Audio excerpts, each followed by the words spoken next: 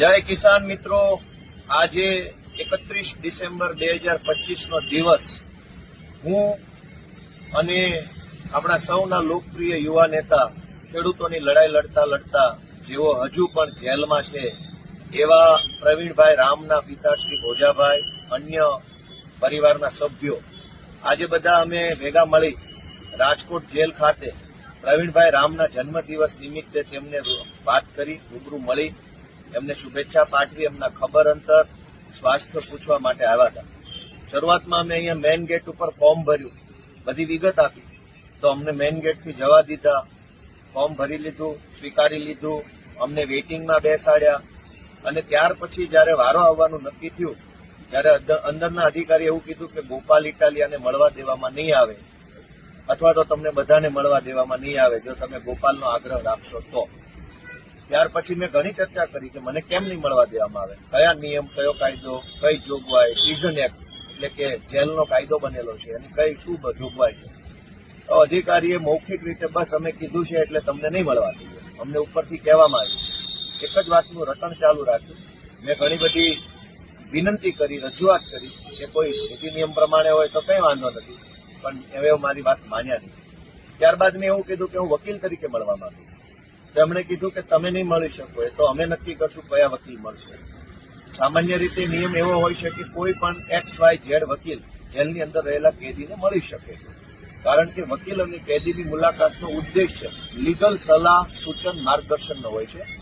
એવું જરૂરી નથી કે જે વકીલ કેસમાં હોય એ જ વકીલ મળી શકે, કેમ કે સલાહ તો કોઈ પણ વકીલ પાસે જ લઈ શકાય. એટલે પ્રવીણભાઈના કેસમાં વકીલ ગોપાલ હોય કે ન હોય, પણ પ્રવીણભાઈને જો ગોપાલ નામના વકીલ પાસેથી સલાહ સૂચન લેવી હોય તો પ્રવીણભાઈ અને ગોપાલ મળી શકે છે, આવો નિયમ. પરંતુ એમાં પણ જેલના અધિકારીએ મનમાની કરી. એક બાજુ ખેડૂતોની લડાઈ લડનારા લોકો જેલમાં છે. જૂનાગઢ જિલ્લા આમ આદમી પાર્ટીના પ્રમુખ હરેશભાઈ સાવલિયા અત્યારે ખેડૂતોની લડાઈ લડતા હતા, તેમના ઉપર ખોટી એટ્રોસિટી અને છેડતીની ફરિયાદ કરી જેલમાં પૂર્યા. પ્રવીણભાઈ રામ અત્યારે જેલમાં છે, રાજુભાઈ કરપડા જેલમાં છે, પણ ગુજરાતને ડ્રગ્સ વેચી અને બરબાદ કરનારા લોકો અત્યારે મહેલમાં છે, મજામાં છે, ખુશ છે. દારૂ વેચનારા, શિક્ષણ વેચનારા, આરોગ્ય વેચનારા, હલકી કક્ષાની દવા વેચનારા, કૌભાંડ કરનારા બધા જ લોકો બિંદાસ ફરે છે, પણ ખેડૂતોની લડાઈ લડનારા લોકો જેલમાં છે. પ્રવીણભાઈ રામની બાબતમાં તો પ્રવીણભાઈના ઘરે દીકરાનો જન્મ થયો અને એનો પહેલો જન્મદિવસ હમણાં જ ગયો, તો પહેલો જન્મદિવસ ઉજવવા માટે પણ પ્રવીણભાઈ હાજર ન હતા. એ ખરેખર ખૂબ જ આપણા માટે ખેદનો વિષય છે. આજે પ્રવીણભાઈનો જન્મદિવસ છે, છતાંય પ્રવીણભાઈ જેલમાં છે, ખેડૂતો માટે લડાઈ લડતા. રાજુભાઈ કરપડા, આપણા લોકપ્રિય ખેડૂત આગેવાન, અત્યારે આ જેલમાં છે. અમને મળવા દેવાની ના પાડવામાં આવે.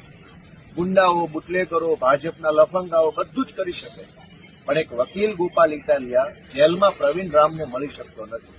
ગુજરાતમાં આ હદે તાનાશાહી અને ગુંડાગીરી ફરતી રહી. આજે આટલો સરસ દિવસ છે, ભલે પ્રવીણભાઈ જેલમાં તો જેલમાં, પણ એનો જન્મદિવસ છે, એમનો પરિવાર મળવા આવ્યો છે, હું આવ્યો છું મળવા, પણ અમે કોઈ આજે પ્રવીણભાઈ રામને જેલમાં મળી શક્યા નથી, કારણ કે ઉપરથી ના પાડી. તો મિત્રો, મારી એટલી જ બધાને વિનંતી છે કે આ ઉપર છે કોણ, અને ઉપર બેઠેલો માણસ જો આવો અન્યાય અને અત્યાચાર કરતો હોય તો ગુજરાતની જનતાની આત્મા જાગવો જોઈએ જનતાનો, એવી મારી વિનંતી છે બધાને.